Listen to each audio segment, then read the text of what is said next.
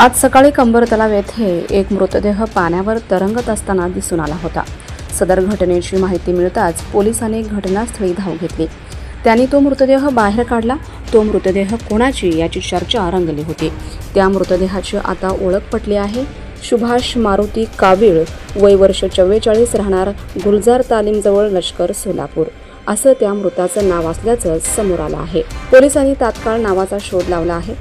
याबाबत अधिक माहिती अशी की आज दिनांक 3 जून 2025 रोजी सकाळी 9 वाजण्याच्या सुमारास कंबर तलाव येथील पाण्यावर सुभाष यांचा मृतदेह पाण्यावर तरंगताना दिसून आला।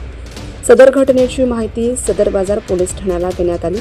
पोलिसांनी तात्काळ घटनास्थळी दाखल झाले।